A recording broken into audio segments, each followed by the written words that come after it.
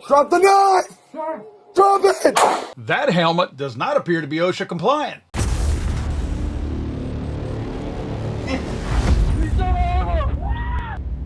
Hey there friends, welcome back to another Legally Armed America video. I'm of course Paul Glasgow here, the one and only truth pimp, dealing you a vulgar display of logic and reason on a daily basis. Today's story is straight out of an action movie flick, if you will, but it's real life. I'm going to show the video to you here in a second, but we're going to look at the viral Tampa Bay rescue where a Hillsborough County deputy turns into basically a one-man SWAT team where he saves a 7-year-old kid from his psycho brother who's got him in a chokehold with a knife at his throat.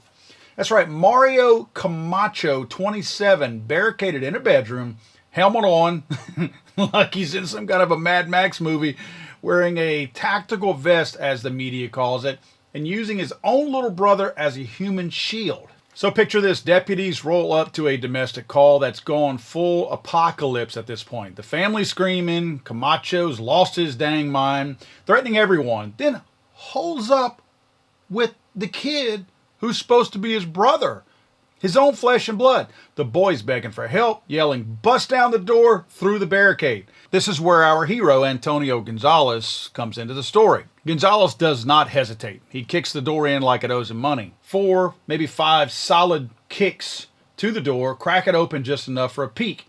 Sees the knife, sees the chokehold, bam! One shot, right to the dome. Sheriff's office, make yourself known. Yeah, let's leave him. Okay. Sheriff's office, make yourself known. Just don't send the kid out. Send the child out, please. Stay in the child. Bring the child out of the room. Drop the knife and bring the child out of the room. Drop the knife, bring the child out of the room.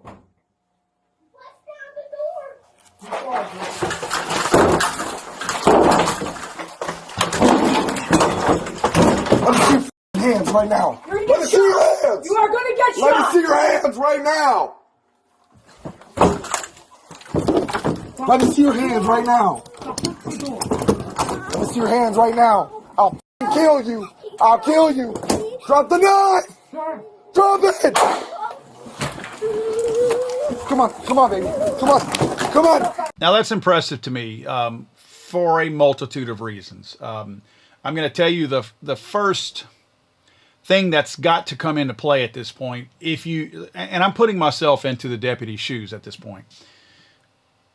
If you're a father, not saying that makes you better or worse than any other deputy, but it has to come into play. I have to feel like every time a father puts himself in a position like this from a law enforcement standpoint or any standpoint where he's actually confronting any kind of deadly force, if it involves a child, you have to mirror yourself at that point, whether it's consciously or subconsciously, that could be my child. You feel it, right? It's just like an instinctual thing.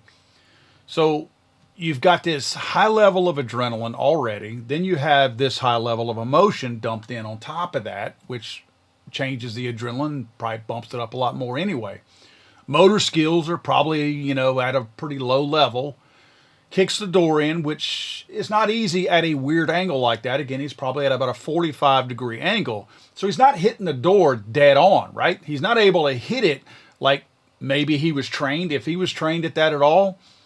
At a weird angle like that, you're not getting the full force, and again, it's being deflected off at a bit of an angle. Kicks the door in, and he sees this nut job holding his little brother with a knife to his throat. I have to share this quick story with you. I used to do a lot of filming at a local range where law enforcement from multiple parishes, here in the Louisiana area, we have parishes, not counties. A lot of the different parishes would come here, and they still do, to do their training at this facility. I used to film there on Saturdays. So I'm standing there with the lead trainer. This dude was responsible for training lots of deputies, police officers, security guards, just law enforcement and people enforcing security in general in the area. And we're standing at about the 7-yard mark in front of where the targets are. And the way this place was built and designed, there were cross ties at the bottom. And then right above the cross ties were where your paper targets were, where you qualified with your firearm. I'm standing there with this law enforcement officer, and again, we're 7 yards off of the cross ties, and I'm looking at the cross ties riddled with bullet holes. And I remember asking him, how far back were those guys when they hit all those cross ties down at the bottom with their rounds? And he kind of chuckled and he said, right where you're standing. We were 7 yards away from the target. And at the very bottom of the ground where the cross ties were was riddled with bullet holes. People were missing their target that was eye level, 7 yards from it, shooting at the ground with their company issued firearm. I'm not the first one, and I won't be the last, that says the firearms training for most law enforcement officers is horrible. Horrible. Most of you who have gotten concealed carry permits over the years have better marksmanship than them. And I would say that all of you who have trained with a firearm over the years have better marksmanship. They're not gun guys. Their priority is not the use of their firearm. Their firearm is, let's just call it, it's an accessory along with everything else that they wear. They don't focus their mind around the use of that firearm, and then they become a law enforcement officer. They become a law enforcement officer, and they get a belt. Okay, that's part of my uniform. They get a badge, part of my uniform. They get a gun, part of my uniform. Doesn't mean they like it, love it, or even use it, or are familiar with it. But they have to qualify with it once or twice a year. That's usually about how often they shoot a firearm. Not just that firearm, any firearm. Most of them are not gun guys. Now, this is totally separate from the SWAT guys and the guys on special teams and things like that. That's totally different. Those guys, I have shot with some of those guys, and they are sharp, very well trained, if you will. So again, I'm totally exempting those dudes from that. But your average everyday beat cop has very little trigger time. So they're not very proficient. I say all that because this dude, with one shot, high adrenaline, high emotion, surely high emotion, takes one shot, and it's a very successful shot. And again, I know it's at a short range, but there's a whole lot of factors here. You do not have the ideal shooting scenario right here. And this guy, my biggest fear when I started watching this video was that it's like a lot of the scenarios that we see when law enforcement do decide to fire their gun, they empty the magazine. And I mean, I'm thinking this kid's going to get shot. And this officer had enough restraint to take an effective shot. Not blindly dump his magazine into the room, knowing he's probably going to hit the bad guy, but not caring about the victim also at this point.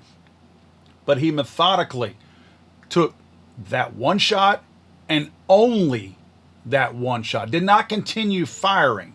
Saw his target go down. First took the right shot, then saw his target go down, and he was done. Kudos to him. I know I'm hard on law enforcement a lot because they do a lot of dumb things. This dude properly trained and used his training the proper way. And again, my hat is off to him because he prevented a pretty horrible tragedy. Now, here's where some of you are probably going to get mad at me, and you got to understand the context of what I'm trying to do here, because I'm trying to point out how we have watered down a lot of things over the years regarding training and DEI type stuff. This was a powder keg situation. Seconds are ticking. Kid's life is on the line. Let's talk real talk about who gets the job done. Let's talk about that door. Standard interior door, hollow core more than likely. Sounded like it was anyway. Cheap crap. But it's still closed, probably locked from the inside, and as you could see, it was barricaded as well. Not an easy thing to kick in. Again, as I stated earlier, from kind of a 45 to 30 degree angle, your full force isn't able to go straight into the door and that door jam. You're losing some of your power kicking at that angle like that. It took a dude built like Gonzalez, 6 foot something, and trained multiple kicks to breach that door, and then to get his kill shot off. Now imagine if that were your standard average sized female or female officer. Now I got your attention, right? And now some of you are mad. Are you clicking off yet? Because this is where the truth gets brutal. Biology doesn't care about equality. Men pack 36% more muscle mass on average, and when it comes to leg power for kicking doors down like this, women clock in at about 65% of the power of a man in his legs. In an absolute strength showdown, the average guy outmuscles 97.5% of women. We're not talking outliers or CrossFit queens here. We're talking your everyday officer. Now, I know there are a lot of awesome female police officers out there. Awesome. They do great things. Smart, sharp, witty, do a good job, probably analyze things pretty good. Okay, what if this were a solo female officer who had taken this call and was the tip of the spear on this one? Statistically and factually speaking, it would have taken much longer. Extra kicks, maybe a ram if she's lucky, straight up failure more than likely. We've seen it. We've seen it in viral videos all over the place, all over the world actually, UK and the US, where women are fumbling with the doors, trying to kick it in, bouncing off of it with their shoulders, failing to kick the door in, botching breaches, wasting precious seconds until a guy finally steps in and does the job for them. That type of delay in this kind of a situation where there's already a guy with a knife at a kid's throat means the kid is getting choked longer. Likely, he's likely going to get stabbed. Camacho would have likely snapped or slashed the kid's throat.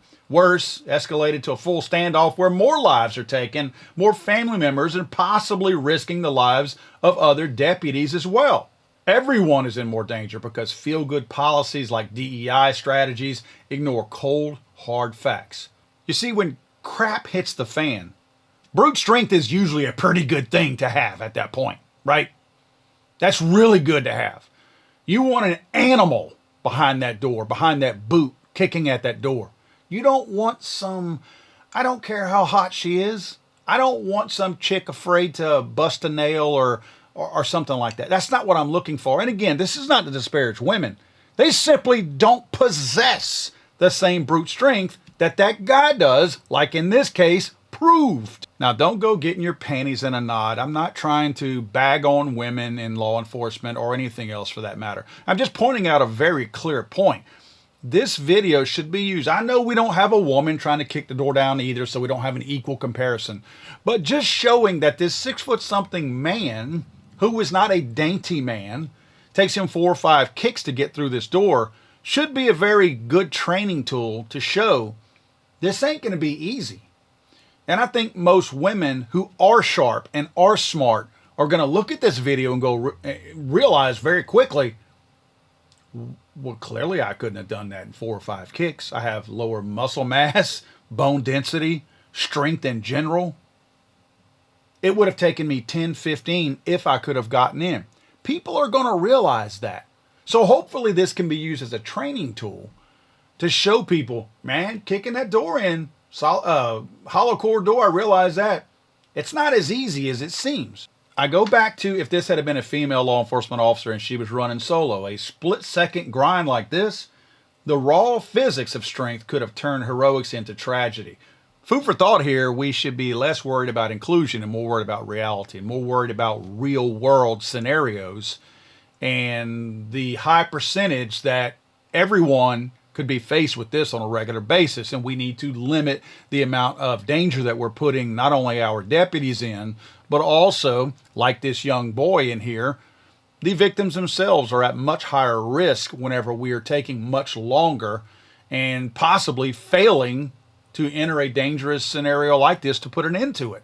Friends, tell me if I'm wrong about this. This was an average-sized male and an average-strength male. Could an average-sized female, an average-strength female, have done the same thing, and would it have put anybody else's lives in danger had it taken her much longer, or if she had actually failed to do this? Let me know in the comments section down below. And smash that like button. If you like this kind of no-nonsense truth, hit that like button. Make sure you're subscribed. Tell your friends and family about Legally Armed America. Tell them to come on over here. Don't forget, guys, if you're looking for a book to educate yourself and to educate the idiots out there who can't think for themselves regarding mass shootings, go to damnliars.net. Again, damnliars.net, and get my brand new book, Damn Liars. I'm sorry, I thought this was America.